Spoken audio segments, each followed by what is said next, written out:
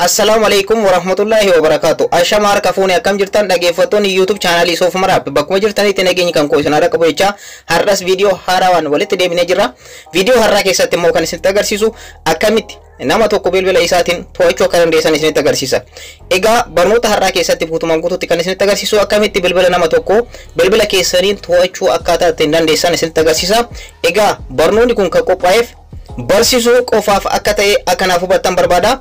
Kanaafiyyuu wanta hin taane namarratti raawwachuudhaan akka itti fayyadamne abdiin isinirraa qaba. Barnoota qofaaf akka ta'e naaf hubattanii barnoota har'aa kan isinitti agarsiisu ta'a. Egaa guutumaan guutuutti bilbila nama tokko heeyyama nama saniitiin alatti akkamitti bilbila nama sanii to'achuu akka dandeessan itti agarsiisa.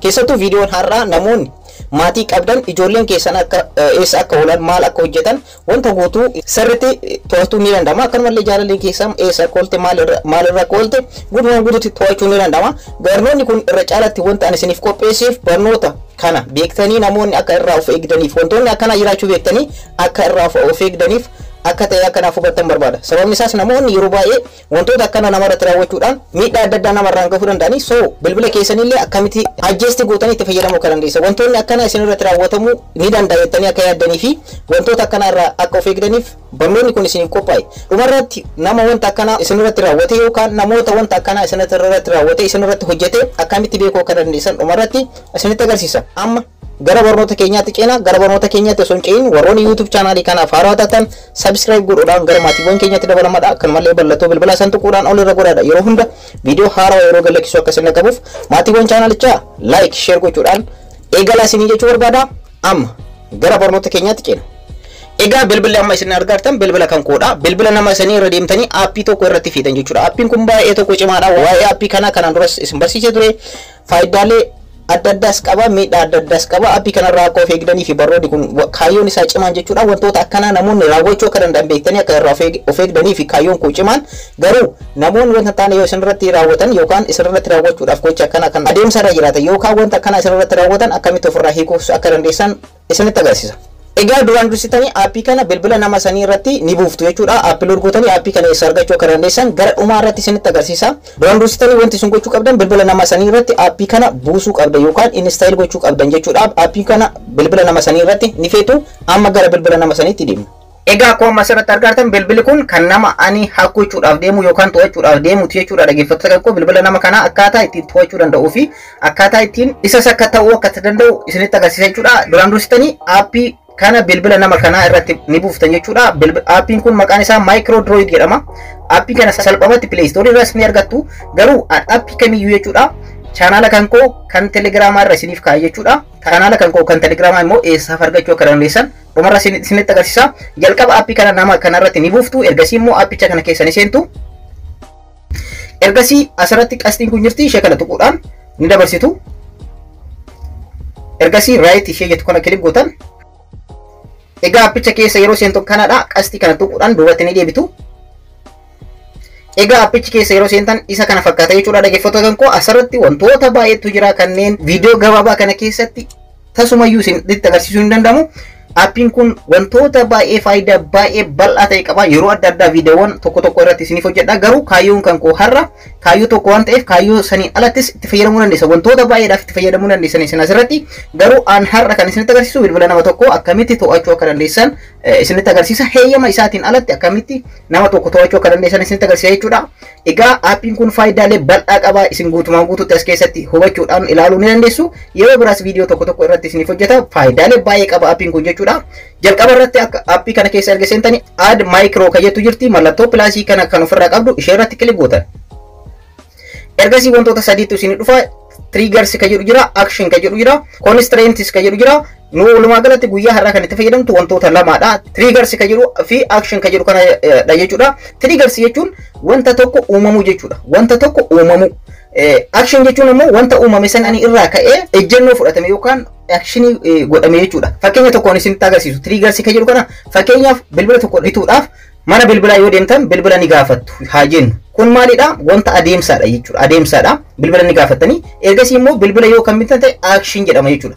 Akka fakkeenyaatti isiniif kaase malee wanti kun lamaan kan wal qabateedha jechuudha. Dhaggeeffattoota koo jalqaba irratti triggers kan jedhu kana mallattoo eda'uu kana kilik gootan.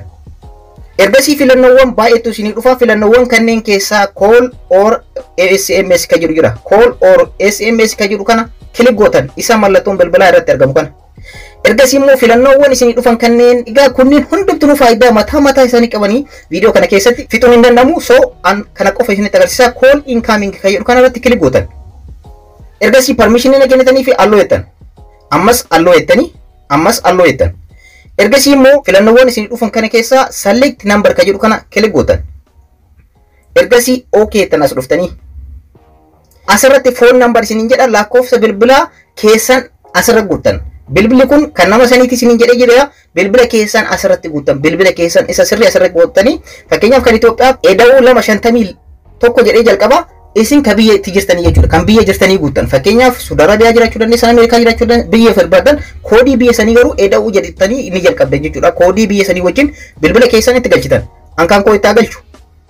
Erga itti galchitanii bilbila keessan geessitanii booda dhaggeeffattoota kan koo bilbila kan koo keessan yeroo itti galchitan walumaa galatti Itoophiyaa keessa warroonni jettan eda'uu 251 jettanii 9 jettanii jalqabdanii isinis biyyoota jirtan koodii biyya jirtanii itti galchitanii bilbila keessan guutumaan guututti itti galchitanii ergasii immoo okay jettan as dhuftanii. Akkuma argitan triggersii xumurree jira jechuudha. Kan itti aanu action ka jedhudha. Asirratti mallattoo eda'uu kana nitu hidhan action irratti. Ammas filannoowwan isin dhufan kana keessa gara dhumaarra dhuftanii phone ka jettu jirti mallattoon bilbilaa kan irratti argamu phone ka jedhu kana irratti kilik gootan. Ergasii immoo answer calling ka jedhu filattan. Filannoowwan 8 isin dhufu kana keessa answer calling ka jedhu kan jalqaba filattu. Ergasii asirratti bilbilli kun secondii meeqa keessatti akka ka'u barbaadan isiniin jedha. Secondii 2 filadhaadha. Dafee akka bilbilli kun isiniif ka'u bilbila nama sanii bilbila keessanii to'achuudhaaf waan ta'eef kanaaf secondii muraasa keessatti bilbilli kun akka ka'u gootu jechuudha. Asirratti secondii 2 na filadha. Ergasii immoo asirratti okay jettan. Egaa akkuma asirratti argitan triggers illee filannee jira, answer calling illee sirreessinee jira jechuudha. Egaa asirratti garuu wanti tokko wanti isin beekuu qabdan enter micro ka jedhu kanarratti maqaa bakka buuftu fakkeenyaaf Anmoyee jedhee jira.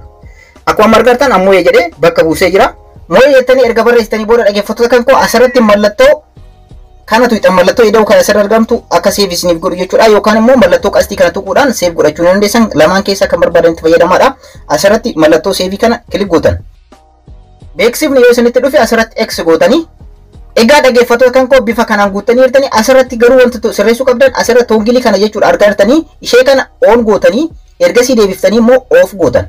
Argaa jirtan jedhee yaada ishee kana on gootan ergasii deebistanii immoo off gootan jechuudha. Inni bila akka gootan jechuudha. Haala kanaan off gootanii on gootanii bifa kanaan ni dhiistanii. Egaa amma wanta bilbila nama sanii irratti guutuu qabnu sirreessinee finnee jirra. Wanti tokko garuu nuu hafaa wanta kana immoo sirriitti na hordofaadha. Setting bilbila kana nama hidhuu fi barbaannee kana irra ni seentu.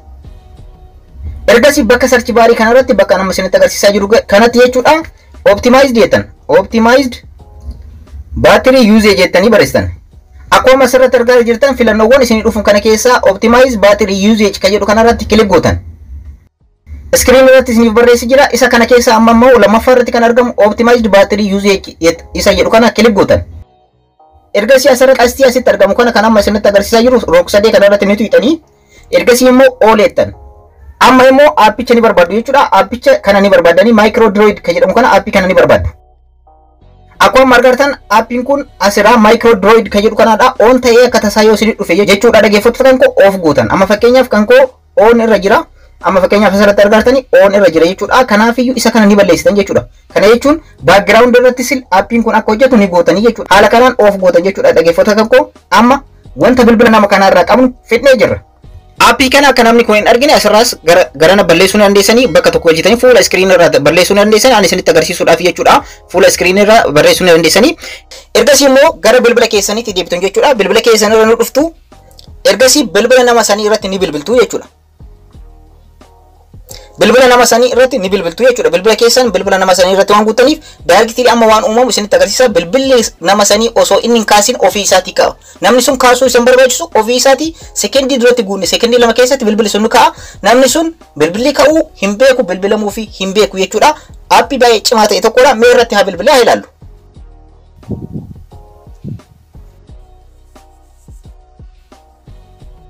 Egaa amma asirratti argartan jechuudha dhaggeeffattoota kan koo bilbila kana. Akkuma asirratti argaa jirtan jechuudha dhaggeeffattoota kan koo bilbila kanaan hin kaafne ofii isaatii akkuma argartan ofii isaatii kaasee jira jechuudha. Mee haa cufu kan koo haa cufu. Egaa dhaggeeffattoota kan koo bilbila kana inni namni sun hin kaafne bilbilli kun ka'ee jira already wanta namti kun haasa'u wanta namtichi kun godhu bakka inni itti argamu waan hundayyuu dhaggeeffachuu ni dandeessa jechuudha. Bilbila isaa qofaan bilbila isaa inni eessa akka jiru hin beeku maala bilbila ka'uu isaa hin beeku so akkanatti maatii keessan nama barbaadan haala kanaan to'achuu ni dandeessanii. Egaa bilbila kana parpasii gaariidhaaf akka itti fayyadamtan abdiin qaba. Wanta gaariidhaaf itti fayyadamaadha. Bilbila kana namaaf yeroo bilbiltan namni sun osoo hin kaasin ofii isaatiif kaasa waan namni sun haasa'u eeriyaa san keessatti wanti inni hojjetu hundayyuu dhaggeeffachuu ni dandeessan jechuudha. Egaa bifa kanaan nama tokko hordofuu ni dandeessan jechuudha. Keessattuu ijoolleen keessan eessa akka oolan maalirra akka oolan haala kanaan aappii kanatti fayyadamuudhaan itti fayyadamuu dandeessanii. Aappiin kun faayidaa baay'ee qaba yeroo biraa qabadhee isinii dhufa. Amma immoo aappiin kun bilbila keessanirra jiraachuu akkamitti beekuu akka dandeessan isinitti agarsiisu. Namni tokko bilbila keessa yoo to'ate haala kanaan akkamitti beekuu akka dandeessan isinitti agarsiisu. Aappiiwwan akkana qofaa miti aappiiwwan kana fakkaatamanii hojjetan baay'een jiranii. Aappiiwwan kanneen akkamitti beekuu akka dandeessan isinitti agarsiisa. Bilbila keessan akkana qabdanii gad harkiftanii ergasii immoo notification wal asirratti argatanii ni badu isaan kunniin jechuudha. Isaan kunniin tokko tokko ni badu tokko tokko immoo hin badan. Isaan hin banne kana keessaa fakkeenyaa fi micro droid kan jedhu kun standardidha badee osoo jedheen hin badu asirraa argatan jedhee yaada hin badu. Kanaafiyyuu isarra kilik gootan jechuudha. Beekuudhaaf isarra kilik gootanii gara aappii kana isin fudhata jechuudha. Directly gara aappii kana isin fudhata. Kanaafiyyuu aappii kana isin bilbila keessan irratti download godhuu keessan waan hin beekneef aappii kana bilbila keessan irratti jiraachuu hin beektan jechuudha. Kanaan dura haarawaadha. Kanaafiyyuu namni isin to'ateera jechuudha. Aappii haarawaa bilbila keessan irraa yoo argitan haala kanaan aappii kana guutuma guututti bilbila keessan balleessitanii. Karaa lammaffaa immoo ittiin beektan bilbilli keessan amala isaatiin ala yoo fide jechuudha. Amala kanaan dura qabu. Fakkeenyaaf bilbilli tokko tokko ni ho'a. Bilbilli tokko tokko immoo amala malee baatiriin bilbila isaa ni dhumata. Yeroo kana aappiin namni isinirratti fe'ee tokko jira jechuudha. Kanaafiyyuu bilbilli keessan kan kanaan dura amala kanaan dura beektaniin alatti baatirii fixuu yoo jalqabe haala kanaan namni isin to'atee jira jechuudha. Sababni isaas bilbilli kun aappiiwwan akkanaa bilbila keessan irraa baatirii baay'ee fayyadamu akkanumallee bilbila keessan irratti ni dabalu jechuudha. So bifa kanaan wantoota akkanaa bilbila keessan irratti argatan sakatta'uudhaan ofirraa balleessuu ni dandeessan jechuudha. Dhaggeeffattoota koo amma immoo aappii kana eessa argachuu akka dandeessan isinitti agarsiisu. Aappii kana argachuudhaaf mata duree viidiyoo kanaa irratti yookaan immoo asirratti mallattoon viijirtii ishee kana irratti kilik gootan jechuudha. Ergasii immoo akkana keessa gabbuutan jechuudha. Dhaggeeffattoota koo moor ka jettu jirti. Moor ka jettu kana ni barbaadan. Barreeffama moor jettu kana ni barbaadanii isarratti kilik gootan. Ergasii immoo akkana keessa gabbuutanii linkiiwwan social media kan kooti hundi asirra jira. Kan YouTube channel asirra jira, kan Facebook page asirra jira, kan Telegram, kan Instagram, kan TikTok asirra jira. Kana keessa kan Telegram isa kana jechuudha. Linkii kana irratti kilik gootan. Ergasii Telegram lama yoo qabaatan keessaa ni filattu. Ergasiin haala kana jechuudha. Dhaggeeffattoota kan koo directly gara kanaala Telegram kan kootti isin fudhata. Telegram kan koollee join gochuun dagatinaadha yeroo jalqabaatiif gara Telegram kan kootti yoo dhuftan. Ergasii egaa aappii kana akkuma asirratti argatan maqaa irratti barreessee asirra isiniif kaa'ee jira. Micro droid jedha. Egaa bakka kana tuquudhaan download gootanii hanga dhibbaatti ni laakkaa'e. Ergasii immoo bakka kana tuqxanii install gootan jechuudha. Install kan jedhu isin dhufa. Install gootanii gara bilbila keessanitti buufattanii bifa amma isinitti agarsiise kanaan itti fayyadamuu dandeessan. Egaa barnoota kan kanarraa kana waan gaariidhaaf qofa akka itti fayyadamtan abdiin isinirraa qaba. Namoota haala kanaan ofirraa eeguu ni dandeessu. Barnoota kan kanarraa asirratti xumuree jira. Warroonni YouTube channel kanaaf haaraa taatan subscribe gochuudhaan gara maatiiwwan keenyatti dabalamaadha. Maatiiwwan channelichaa like share gochuudhaan namoota baay'ee biraa viidiyoo kana naagaadha. Barnoota kan kanarraa asirratti xumuree jira. Yeroo biraa viidiyoo biraatiin walitti deebina. Horaa bulaa.